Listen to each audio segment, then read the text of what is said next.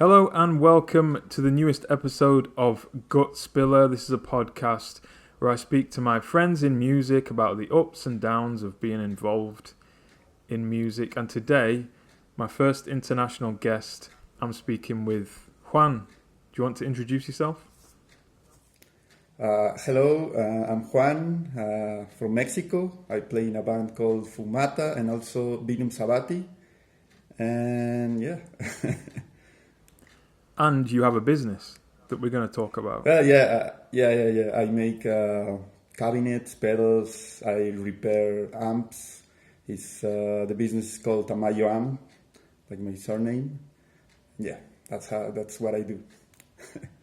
Yeah, and we go back to maybe 2017, right? I was trying to think before we started recording how we kind of met, and I think it was Pete from 9 Hertz. Do you remember? I think Yes. he messaged me because you guys were coming over to the UK, and he said, do you think you could help them out with some dates? And we ended up kind of going on tour together, didn't we? That tour is a really good memory for us. I think we had a lot of fun, and I hope you guys did as well. Yes, for sure. Yeah, because you've come to the UK twice, haven't you? Yeah, with Vinnum twice and once with Fumata, yes. Yeah, that's right, yeah. Yeah, you're just one of them guys, your whole life, to me at least, it seems to be music. Yeah, for sure. For me, personally, yes, everything involves about music. Also, what I do for a living is just everything around music. That's for me. I tried to do normal jobs, but I lasted 3 months, and it was enough for me to say like I'm not in the mindset for this kind of thing. So yes. All right. Well, do you have like a funny story to start off the episode with? Maybe from your years of touring. I mean, yeah, a couple. I watched the episode with John from Conan, and I related to a little bit to his story. Also, when we were in Europe, we slept in someone's house, and in the middle of the night, the guy from the house, was sleepwalking.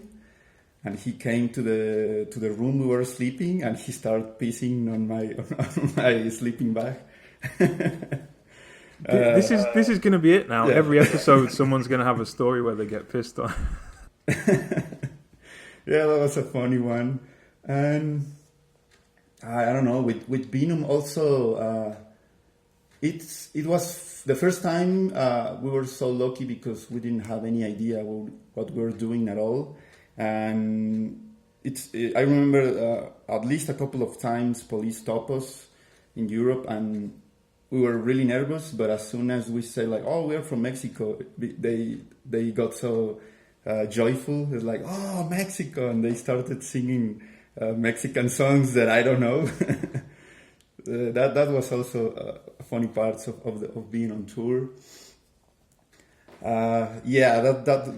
Those are like the quick ones that come to my mind right now.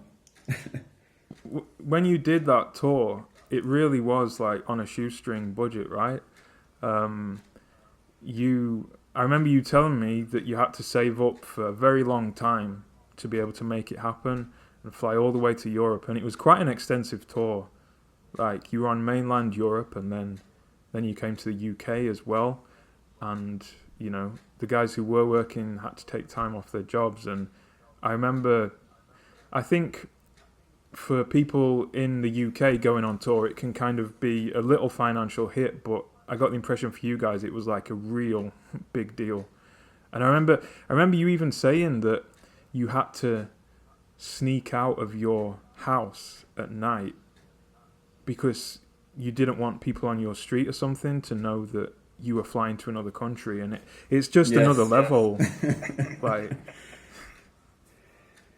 yes, the first time it really was just really just go, like just grab everything you can and just go and don't think about it, because we're really lucky. We didn't know a bunch of things. We rented a car not without insurance because we couldn't afford it at the moment, and we went through Austria without I think you have to put some stickers, buy some stickers, and we didn't know at all. So we just went into the country, and the promoter said like, "Oh, you didn't get the vignette," and I said like, "What's that?" And he said, "Oh, if you got stopped, you have a very big fine." So it was just luck, and yeah, from the beginning, at least in my part, I live. I wouldn't say like in the most dangerous place, but it's a little bit sketchy. So yeah, I had to like just order an Uber like in the middle of the night and just put everything on it without everyone seeing it, and just go. And yeah, because here, even I mean, even if you don't have any money or anything at all, just the word spreading like, oh, these guys went to Europe. It's like putting some kind of I don't know, presence or like attention on you. And yeah, for that first tour, if I'm not wrong, Sam, the bass drummer, the bassist, sorry, had to quit his job entirely. And for that first tour, Gerardo, the drummer, was still doing his PhD in Bristol. That was also one big incentive, that he was over there, and so he was like, yeah, come over here. So we ended up sleeping, I think, some 5 days or something like that, sneaking in his like student building, like 4 guys sleeping in his really small room. And yeah, just doing it everything DIY. We printed the merch here, like, you know, our bags were full of t-shirts and CDs, just like 1 or 2 t-shirts of your own and 1 pair of jeans, and that's it. So that kind of thing. And for this second one, we upgraded in a way, because we were doing it now with Terror Cosmico, and those guys were they rented a car, and they were traveling with the gear and our bags, but we were traveling by public transport the whole tour, which was also a nightmare, but also we couldn't afford renting a van or of our own. So yeah, that's the kind of things that later on, when you think about it, it's like, doesn't sound like the wisest decisions, but at the moment it's just what you can afford and what you do with what you have. Yeah. Would you say you enjoyed those tours? Yeah, for sure. Both of them, really one of the best experiences I have in my life so far. The second one, now that you know a little bit more about roads and the rules of the countries, and you know a little bit more, also visit places that you've been before. I get the chance to admire or get more of that, of each place. So yeah, it doesn't if it will if someone will ask me if I will do it again, I will do it for sure. No doubt. Even if I have to, like you said, we have to sell all of our things, quit our jobs at the moment. And yeah, the first one was crazy. We were like almost 3 months out there, which now it's crazy. Like the second one we did like 2 weeks, and it was like just like very, very squeezed because of the other guys' jobs. So yeah, it's crazy. It's sometimes doesn't it's not logical in some ways, but it's fun.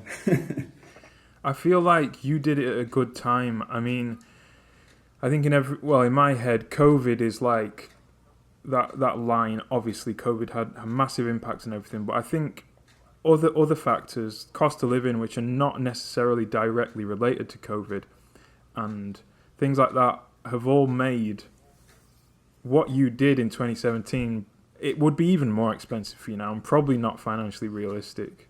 I think you did it at a time when just that stuff was still just about possible. And I look back to some of the stuff that we did in a similar way, you know, like, because we did, in 2018, we did a 2-week-long European tour. And then last year we did a 4-day European tour. And it felt like they were the same levels of organisation, losing money. Do you know what I mean? It's like, back then you got a lot more bang for your buck, I think. Yes, completely. This second time we went last year. We went last year, and yeah, exactly like you said. This time was just 2 weeks, but it felt almost the same as the 2017, which was almost 3 months in terms of costs and petrol and expenses. Yeah, it was just like barely able to do it. So by now it's like, well, like we couldn't imagine to do another 3-month tour at all. Yeah. And also the tour we did last year, it was supposed to happen in 2020. We had everything also booked, and I guess we got the notice of everything shutting down by mid-March, I think, something like that. And it was like 2 weeks before we were going into the flights to Europe, so it was a little bit almost like last minute, but yeah, it was a very different tour in a way, but the good thing is, even if it didn't happen, most of the promoters were like, oh, don't worry, whenever you come, you can come, message me, and then we will redo the show. So yeah, I don't know if you remember, but we were in a very similar situation. We had a tour booked in to happen in the end of March 2020 with a band from Japan called Friendship, and we lost literally. It couldn't have fallen worse. Like the dates, like you say, with us, I think it might have even been closer than what you had, and we just lost like $7,000, I think it was. We ended up making a lot of it back through we did or someone made a crowdfunder for us, which helped out a lot. But it's one of the perils of because it was completely DIY, and I'd fronted the money for the plane tickets, expecting that we were going to make it all back on tour, and it just didn't, and it was just like bye money, that's just gone now. So that's what this podcast is about. I want to talk about the ups and downs. So before we get into your business and things like that, have you got a high point and a low point of your career, or was the high point that European tour you did, or? Yeah, for sure. The high points are those tours. Also, I guess the Fumata one is a little bit curious because it's on both. It's on the high point, but at the same time it's at the low point. I will say the high points at this moment, playing Desertfest and Sonic Whip last year. I said it in the microphone at the moment, we are a band for 10 years, 11 years at the moment, and we have been dreaming, as fans, to be at Desertfest one day. So just being there, it was surreal. We heard that there was a line of people that couldn't get in the Black Heart, which is crazy, and it was also crazy that we played there. And the next day we were supposed to play in the Sonic Whip, which is in the Netherlands. So just straight after finishing the show, and just running to Luton Airport and just going straight to the other festival. But both of those days were just a dream come true. And for me that it's surreal. It's surreal just to be there. And the low point, I will say also with the Fumata tour that happened in 2019, that is a funny, very funny. Now I can say it's a funny story. At the moment, obviously, it was a horror. But with Fumata, we went in 2019, and it was great. We played Rotormania, which is the festival from the guys of Rotor in Germany, in the middle of nowhere, which was also one of the best shows I have with those guys. But to make it short, we ended up renting 5 different bands to do that tour. Our guitar player, Javi, was arrested in the Netherlands. We had to cancel one festival because he was in jail. So like that, yeah. Javi he bought a van for that tour, a used van, and we went on it from Spain, starting in Madrid, and we went to Paris, all the way to Paris. And in Paris, the van died completely, so we had to rent a second one. And we did, I think, the Netherlands and a little bit further with that van, which that one got someone smashed one of the side mirrors, and then but that van, because we only couldn't find those cargo vans that are just like the 3 front seats, and the rest of the van is just empty.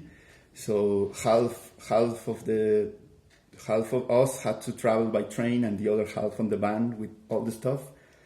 So after the Netherlands, we were supposed to play a festival in a city called Gießen in Germany, and we were on the other guys on the train. We arrived to the festival, and we were having breakfast, and we got a call from the guys on the van, and they said like, "Hey guys, we have to cancel this show because Javi is getting arrested right now at the border between Germany and the Netherlands." So yeah, that happened. And what was the specific reason? It's also crazy because to drive for us Mexicans in Europe, well, at the moment, I don't know if it has changed right now, but at the moment you had to have like a certificate, like international driver's license, something like that, and they were stopped in the border, and the police, I guess, my theory is that they never have checked a Mexican before, so they checked his international driver's license, and they said that was like a fraudulent paper, like a copy, something like that. So that's why he got arrested, but they couldn't like prove it, so they had to let it free. It was crazy. So yeah, after that, we rented another van to do.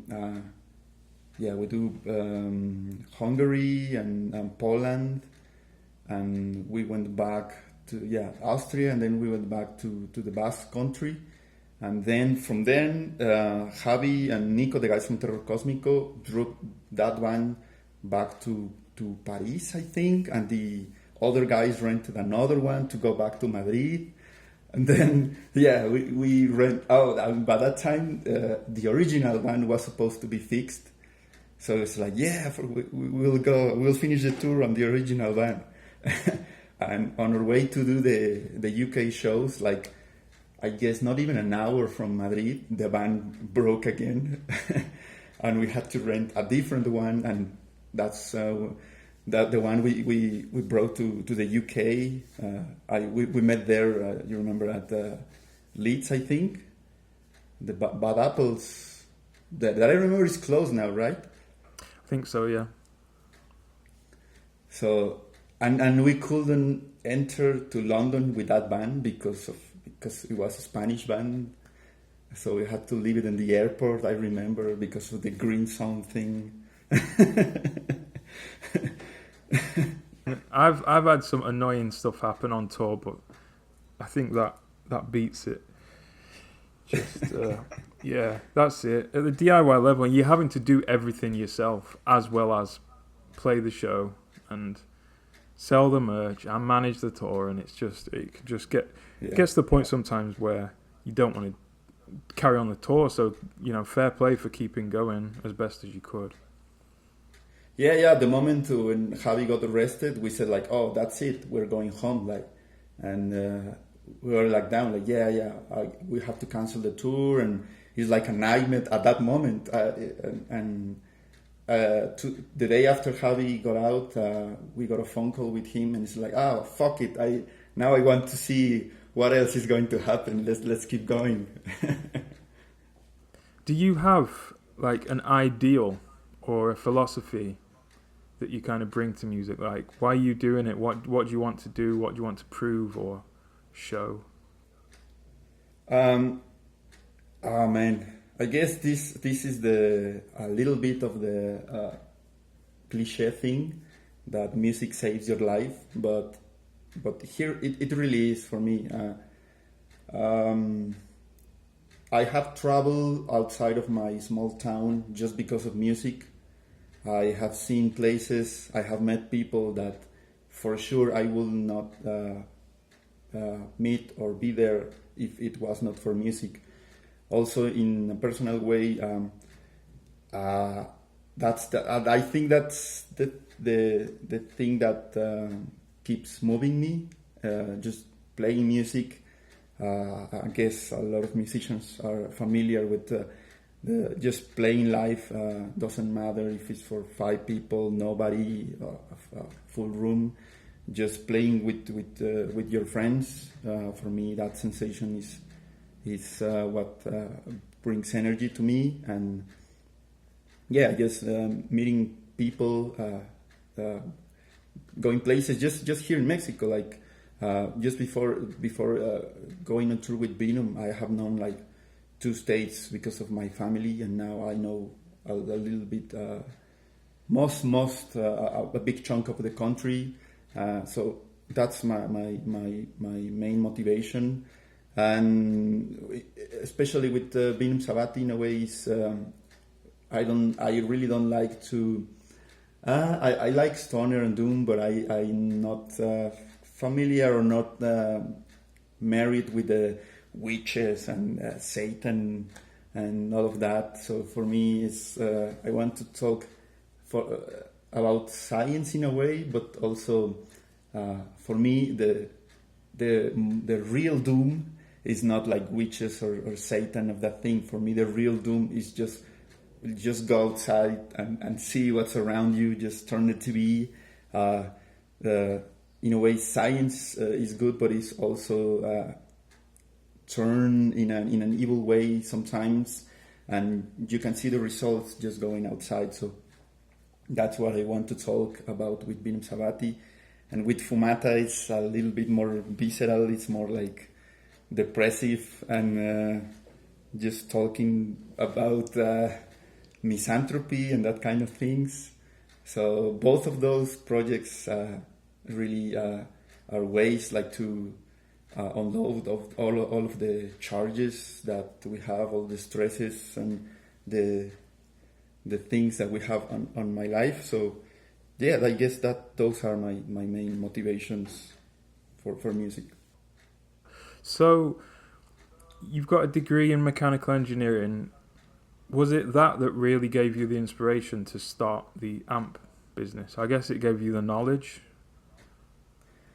Yeah, in a way. I mean, the incentive was because I don't have much money, as for much things. So when I started to put like a gear together, I want to at the moment I was really obsessed with UFO Mammoth, Boris, Son, the band.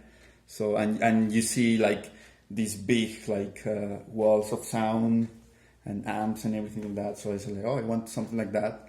But as soon as I went to the music store and I saw like how much it cost an orange 4x12, and I was like, I don't have that kind of money. But at the same time, being that DIY mechanical thing, was like, it's just wood and speakers. I think I can have something like that built. So yeah, I did a first one for me, a prototype, which was a 1x15, but like in a huge box, like a 4x12 box. And I used that for some years, and from there it was just word of the mouth. Just like friends, Javi from Terror Cosmico and Gerardo were the first ones like to, hey, I would like you build me one for my band. From there, it started like that, just like people, friends from other bands asking for cabinets. And from the amp thing, I also always have been curious about how everything works. And I remember that when I bought my first Sun amp, a solid state one, it was not working well, and I went like to the main amp shop here in the city, and the guy who attended me was like, hey, how much do you pay for that amp? I will charge more that you pay for the amp to repair it. It's not worth it.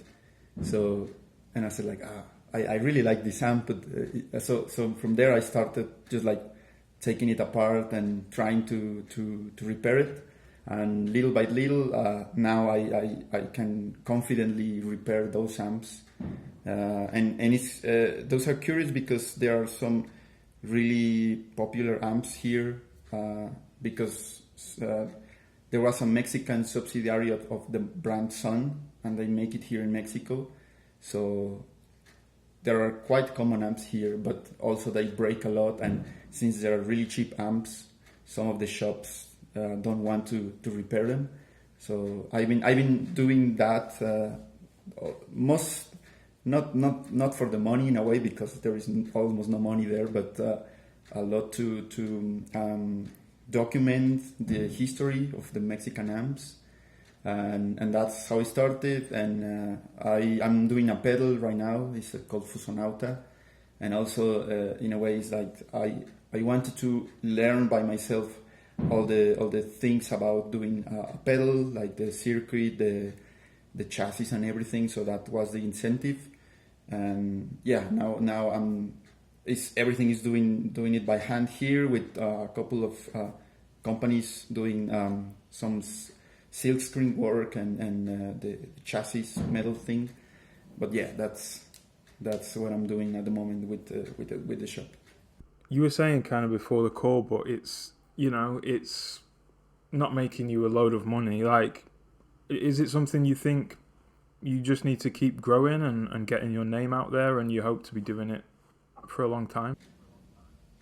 I hope so. Yeah. We were chatting before the call. In a way, it's going really well because there are some really good artists that already have some of my stuff. There's a band called Divide and Dissolve that they recently opened. Yeah, they opened for Chelsea Wolf in the US, and they have a pedal with them. The guys from Slomatics is one of my, also another, like, it blew my mind to have to know that they have one of my pedals. So in a way, it's going well because it's the word is coming out. Also, a lot of local bands, really great bands here in Mexico, they already have the cabinets and the pedals, which is well. But at the same moment, yeah, it's not. I'm not buying a house anytime soon. But yeah, it's just what I like to do. I'm like I said, I'm not really good with having another job in a suit or in an office. So yeah, it's going so far. I hope to build it more and doing very different things. But yeah, at the moment it's still I don't know, growing. I will say, but yeah. So how long have you been doing it now? It's also a weird thing that I started almost at the same time, like 2 years after I started Vinnum. So that will be like 2013, 2014.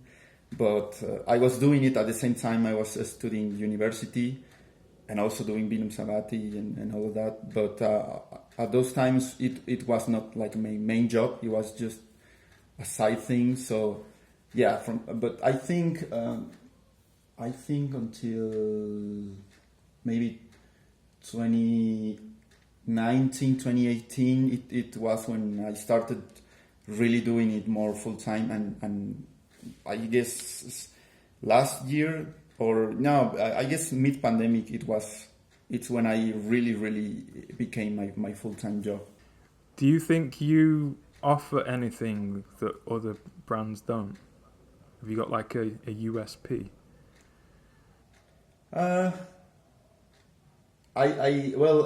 For once, everything is handmade, in a way that it's just me, really. Yeah, I mean, the whole thing is just me. I don't have anyone else working here, so it's customizable. I don't know what's the word, in a way that you can order. I wanted pink. I wanted with this. So yeah, it's around your specifications. Also try to use the best materials I can. I don't want to do a cheaper version just to do more and make some money of it. I don't want to do that. But also, in a way, it's that personal thing, and also trying to, with a bunch of other recent companies, well, not recent, but like small companies here, I guess, trying to do the made in Mexico thing, like a good thing, like a thing that you are proud of, because at some point when a treaty went off here in the 90s, we had a huge industry of things made in Mexico. I restored the old Mexican amps, valve amplifiers made in Mexico in the 70s and the 60s, 70s, and 80s, and it's really awesome to see that most of the parts are made in Mexico, which nowadays is not possible. Everything is made in China, overseas. So after that treaty happened, I guess the made in Mexico was fell down in quality. It was not that well seen. So it's in a way trying to rebuild that, like something made in Mexico. It's well made, and there are other great companies here doing that. I can give a shout to, there's a company called Paradox. They're based in Tijuana, and I think they're like the tip of the arrow. I don't know if that translates well. That they are doing an excellent job and doing great pedals.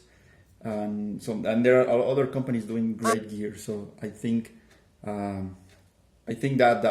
I like to think I'm part of that I don't know, movement, in a way, trying to push that. So yeah. What's the scene like in Mexico City? Because you and Roman are huge parts of it, really, I guess. But having been to Europe and the UK, then maybe you could talk about the differences. In terms of it's always a little bit awkward to me, like, to talk about a scene, but it right now is in a good state, I think, because people are responding well to the shows.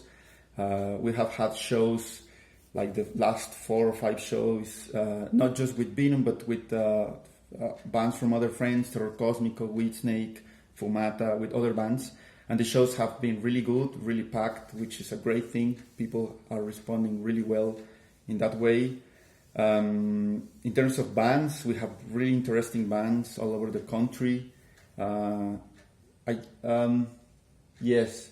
The thing that at the moment I think is lacking is a little bit venues, because unlike some of the venues in Europe, we don't have venues with great PA. With it's a struggle for the kind of music we play in most of the venues here, because they're not used to loud volumes, low end, the brown note that I call. So it's most of the time it's a struggle, like to get a good sound, and there are not there are not a lot of underground venues. There are venues that are professional, but are more like a mid capacity, you know, for like I guess more than 300 people or something like that. And you know, those venues are not like so easy like to set up a show. So the venues that are more small for small local shows. Recently there was a really cool venue called La Mezcali, which you know, shows starting going there, and the place, they were improving, getting better fans from ventilation, because the place is small and there's a lot of people and a good PA, and they were working on that. We were having some great shows, and recently it closed all of the sudden. I don't know if what happened, what kind of problems they had, but yeah, it's sad because it's one space less to have shows. So I think that's one of the issues, but it's growing. I mean, we now have Satanico Pandemonium and Oculto. They're going to Europe in October. So yeah, bands. We are getting a more international exposure. They're releasing with overseas labels, which is great. So it's there from when I can almost pinpoint in a way the moment the things started rolling here. I don't remember the year, maybe 2014, 2015, when Cadaver came the first time to a really, really small venue. And it was, I think, sold out. It was a bunch of people. And I think from there is like when more the big promoters started to bring more international stoner bands, which at the moment we didn't have any. And from there, I think now it has grown a lot. Now that we have a festival just for stoner doom called Doom City, they just announced it a couple of days ago, and we're having now Weed Eater and I Hate God, and the last edition they bring Amen-Ra and The Obsessed, Mantar. So it's getting more international attention, which is good. So yeah, I think that's the state. It's the bands are good, the public is responding in a very good way. We just need a little bit more also professionalization in the scene, like taking it more seriously, taking more care of the sound and everything like that. But I think it's so far it's going well. Do you have any controversial music related opinions? I guess a little bit more nerdy, more on the gear side of things. As much as I'm a fan of like old amps, Son amps, you know, like the legendary things, I really don't care if you use modelers or modern stuff for your music. If it works for you, I really don't care that much that you're not true and you don't have like your real tube amp in a way. And it goes the same way with brands. I have an Epiphone guitar. I've been playing an Epiphone guitar since day one, and a lot of I think the status of a lot of players is like having this brand or this guitar. You won't be seeing me with a cheap guitar or a cheap amp or cheap pedals. This is one of the things that for me is like, my guitar sounds good to me. It works properly. That's it.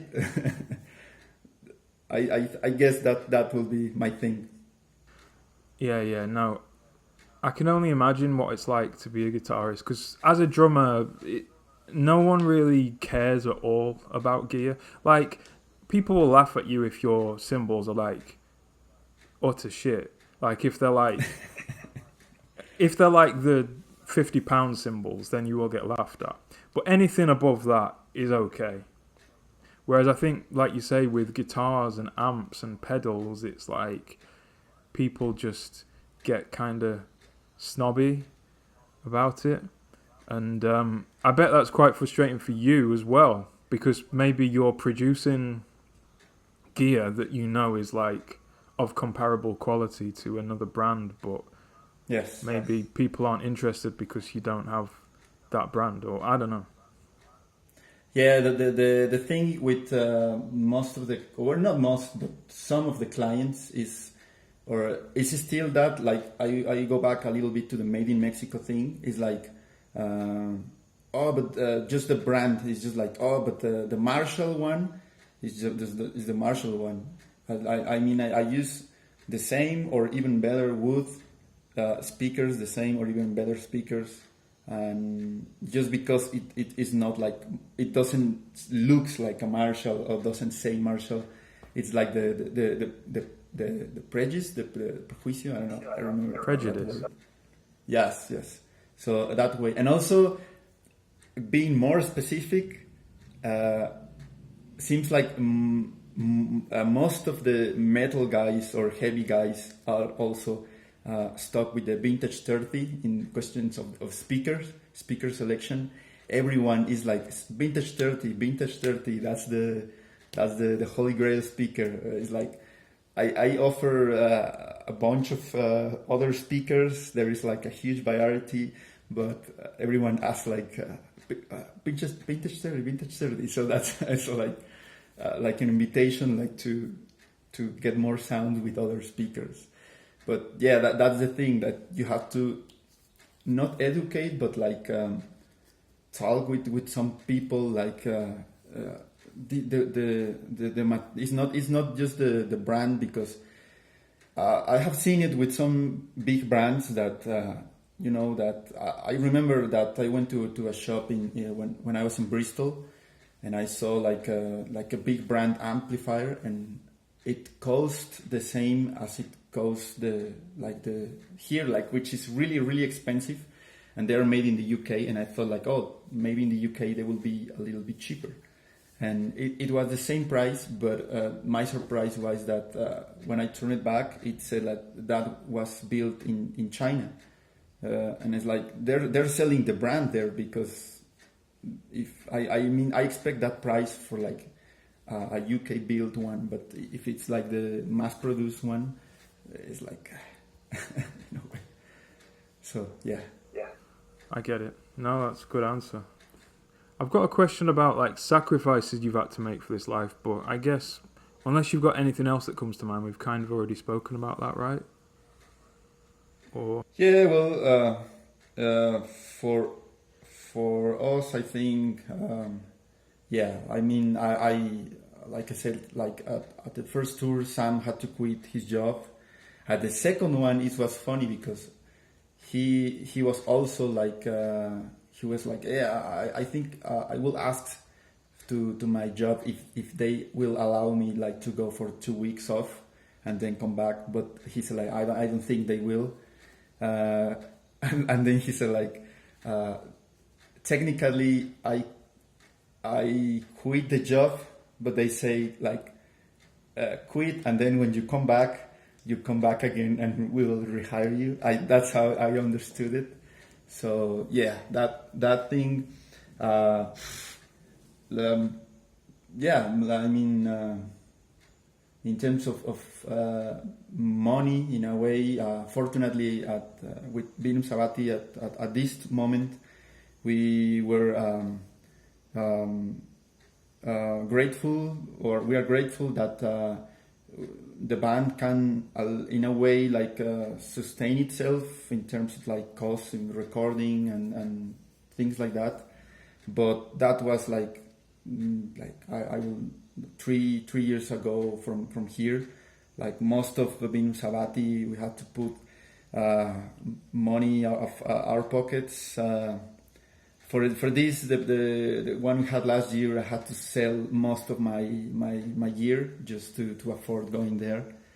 But that's the thing, that why, as much as I like the amps and the things I collect, I would rather be sleeping on someone's floor in in Germany after a great show than sitting here in my room with all of that gear here. So all right, well, just to start to wrap things up, is there anything you want to plug, if you want to talk a bit more about any of the products you're making, or maybe what you're working on with the band, or whatever, I don't know. Yeah, well, with the shop, I'm doing this pedal called Fumata that I'm doing on small batches whenever I get enough time. Check it out if you're a player. Recently, a friend of mine was starting using it on violin, which is crazy. I didn't think that will work well, but it is. So so that's that. And with the band, with Vinnum Sabbathi, this year we're not playing that much. We only have a couple of shows here, but we just recorded a new split album, which I guess it will end up coming next year. But it's one that I'm really looking forward, because the other part of the split is a very, very great band that I'm really a big fan. And we're doing also lots of composition as we can, because, like I said earlier, Gerardo now lives like 5-6 hours from us. I live in the kind of the outskirts of Mexico City, which is Estado de Mexico, and we are kind of dispersed, but we are doing our best, like to get new material. And with Fumata, we're also writing new stuff, and we're playing as much as we possibly can, because I don't know if you remember that. The Javi, the guitar player, is with Terror Cosmico, another band. Miko, the drummer, has like other like 5 or 6 bands. So it's a project that is it's a little bit hard like to put together, but we're doing some stuff with that. And with the label, well, me and my brother run a label called LSDR Records, and we're putting physical albums again. We stopped a little like 2 years ago, but we're putting albums now again, and we have some really great releases. By the recent one is a funeral doom band from Tijuana called Abyssal. It's just, those bands that the album is just one song, like 1 hour length song. That's our recent release. Check that label out. We have lots of Mexican bands there. I like stoner doom, psychedelic thing, and that's it. That's what I'm doing at the moment. Sick. All right. Well, thanks for talking to us. It's been good to catch up. It's been a while. I hope everything is understandable and didn't. There was nothing I didn't understand apart from when you said tip of the arrow, but I guess that's just like a Mexican Spanish idiom. But did you mean like cutting edge? Yeah, I guess that's yeah. That's one of the things that I don't know if it translates well. I like it when people leave that in. If you enjoyed that, you'll be pleased to know I've got loads more episodes planned with guests from the UK and more further afield. So hit the like button, hit the subscribe button, and stay tuned for those episodes. Peace.